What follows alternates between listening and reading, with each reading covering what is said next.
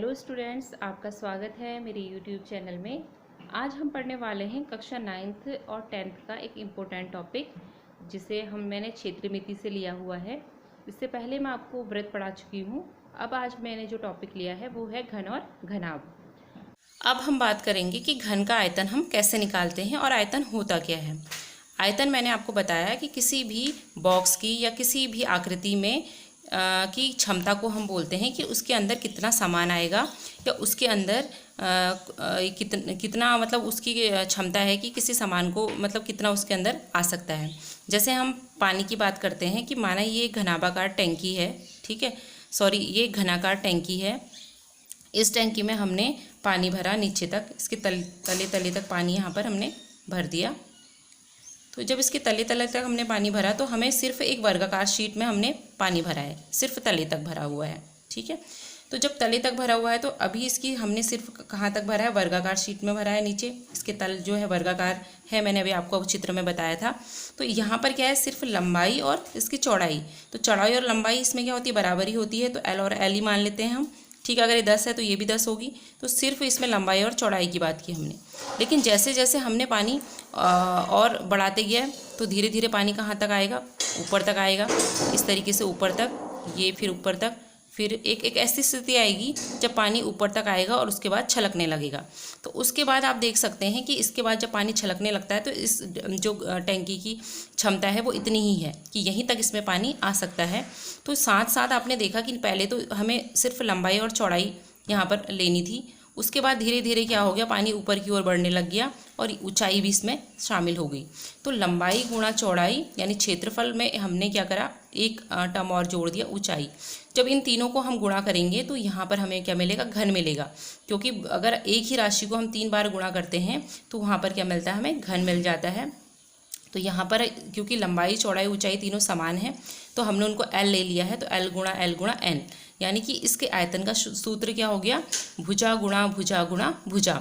जो घन के आयतन का सूत्र है वो हो जाएगा भुजा गुणा भुजा। तो इस तरीके से आप इसको निकालेंगे।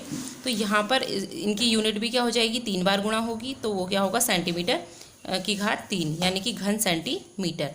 अब मान लेते हैं हम, क्या है बदतमीज, मैं कह रही कि चुप हो जाता तो समझ में नहीं आता तेरे को। उसके बाद जब हम इसकी एक भुजा मान लेते हैं, एल 10 सेंटीमीटर है, चौड़ाई इसकी 10 सेंटीमीटर है और ऊंचाई इसकी 10 सेंटीमीटर है, ठीक है। यहाँ पर आप देख रहे हैं कि लंबाई चौड़ाई ऊंचाई इसकी क्या है, 10-10 सेंटीमीटर है। क्योंकि चौड़ाई जो है वो भी लंबाई के बराबर है, ऊंचाई भी लंबाई के बराबर है, क्योंकि सारी भुजाएं इसकी बराबर है। ये समझने के लिए मैंने ऐसा लिखा हुआ है। तो जब हमें इसका आयतन निकालना होगा तो हम क्या करेंगे, इन तीनों को गुणा कर देंगे, लंबाई चौड़ाई ऊंचाई, यानी कि भुजा गुणा भुजा। आपका सूत्र है भुजा की घात 3। तो इनको 3 बार गुणा करेंगे तो इस जो टैंकी की क्षमता है वो है 1000 सेंटीमीटर क्यूब, ठीक है। तो इस तरीके से आप इसको सॉल्व करेंगे। इस तरीके से आप ये देखेंगे कि इस टंकी की क्षमता कितनी है, 1000 सेंटीमीटर क्यूब, क्योंकि तीनों को गुणा करके इतना आ गया। तो इस तरीके से आप इसका आयतन निकाल सकते हैं। अब मैंने यहाँ पानी का उदाहरण लिया है, तो आप और भी उदाहरण ले सकते हैं कि इसमें कोई कंचे भर सकते हैं। घन के आयतन का सूत्र मैंने आपको बता दिया कि घन के अगर प्रत्येक भुजा हम एल मान लें या ए मान लें तो सारी भुजाओं की माप ए होगी। तो घन का आयतन क्या होगा, भुजा गुणा भुजा। यानी आयतन क्या होता है कि इसमें इसकी क्षमता कितनी है कि इसमें कितना सामान आ सकता है, ठीक है। जैसे हमने पानी ले लिया, तो पानी का अगर हम उदाहरण लेते हैं इसमें, तो अगर हमने इसमें पानी भरा और इसके तले में सिर्फ पानी भरा, जैसे इस तले में पानी भरा, तो इसमें आपको लंबाई और चौड़ाई मिलेगी सिर्फ। चूँकि ये वर्गाकार है तो लंबाई और चौड़ाई सेम होगी, अगर ये एल है तो ये भी एल होगी। तो अगर धीरे धीरे हम पानी इसमें बढ़ाते जाएं और ऊपर की ओर आते जाएगा पानी, तो आप ये देखेंगे कि इसमें लंबाई चौड़ाई के अलावा ऊंचाई भी आती जा रही है।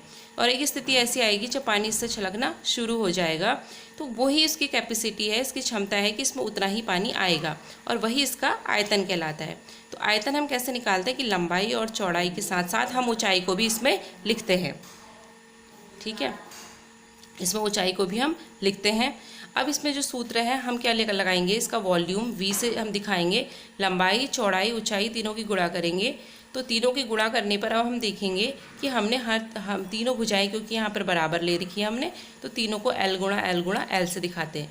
या कोई भी आप जो भी माप आप लें उसको हम 3 बार गुणा कर देंगे। जब हम 3 बार गुणा कर देते हैं तो वो घन हो जाता है, तो L की घात 3।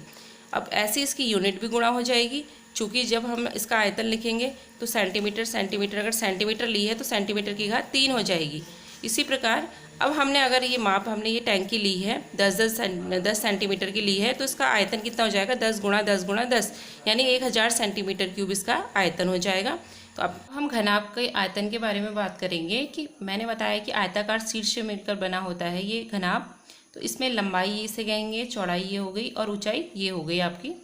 अब घनाभ की अगर लंबाई L मानते हैं लेंथ, चौड़ाई B मानते हैं ब्रेड्थ और ऊंचाई H मानते हैं, तो इसके आयतन का सूत्र क्या होगा, लंबाई गुणा चौड़ाई गुणा ऊंचाई। ठीक है, लंबाई चौड़ाई ये हो गई और ऊंचाई जब ऊपर की ओर हम बढ़ेंगे कि इस घनाभाकार माना टैंक है, इसकी कितनी क्षमता है पानी भरने की या पानी आने की। तो इस तरीके से हम निकाल सकते हैं। अगर ये हमारा 10 है लंबाई, अगर हमने मान ली 10 इसकी, ठीक है, चौड़ाई हमने इसकी कितनी मान ली 5 सेंटीमीटर मान ली, और ऊंचाई हमने इसकी मान ली 8 सेंटीमीटर सपोज़। तो इसका अगर हमें आयतन निकालना है तो क्या होगा आयतन इसका, लंबाई गुणा चौड़ाई गुणा ऊंचाई, यानी लंबाई इतनी है, चौड़ाई कितनी है 5 है सेंटीमीटर में और ये 8 है। ठीक है, तो आप इन तीनों को गुणा कीजिए, 10 पंचे 50, 50 गुणा 8, 8 पंचे 40, तो 400 सेंटीमीटर क्यूब या घन सेंटीमीटर इसकी कैपेसिटी है। ठीक है, घन सेंटीमीटर। अगर हमने क्या किया, पानी अगर इसमें रखा हुआ है, अगर माना हमें इसमें ईंटें रखनी है और हमें ईंटों को ऊपर तक भरना है, इसमें पता लगाना है कि इस टैंक में कितनी ईंटें आएंगी, तो हमें प्रत्येक ईंट का आयतन भी ज्ञात होना चाहिए कि ईंट की लंबाई चौड़ाई ऊंचाई क्या है और इस टैंक की हमने निकाल ली है। तो हम क्या करेंगे कि अगर ईंटों की संख्या ज्ञात करनी है कि इसमें कितनी ईंटें आएंगी, तो क्या हो जाएगा कि ईंटों की संख्या बराबर क्या हो जाएगा, पूरे टैंक की का आयतन बट्टे एक ईंट का आयतन, तो उससे हम निकाल सकते हैं। या टाइल्स की संख्या अगर हमें निकालनी होती है, क्वेश्चन हमारे बनते हैं कि टाइल्स की संख्या निकालिए, तो सबसे पहले पूरे टैंक का आयतन निकालेंगे, फिर एक टाइल्स का जो भी हमारे पास आयतन होगा वो निकालेंगे लंबाई चौड़ाई ऊंचाई करके, और उसके बाद उससे उसको डिवाइड करके टाइल्स की संख्या निकालेंगे। ठीक है, कोई भी सामान हो चाहे उसकी संख्या हम इसमें निकाल सकते हैं। तो इस प्रकार आपने इस वीडियो में जाना कि हम घन और घनाभ की लंबाई चौड़ाई ऊंचाई कैसे इस वीडियो में आपने जाना कि हमें घन और घनाभ का आयतन हम कैसे ज्ञात कर सकते हैं। तो अगर आपको ये वीडियो पसंद आई तो प्लीज़ इसे लाइक कीजिए, सब्सक्राइब कीजिए और शेयर कीजिए।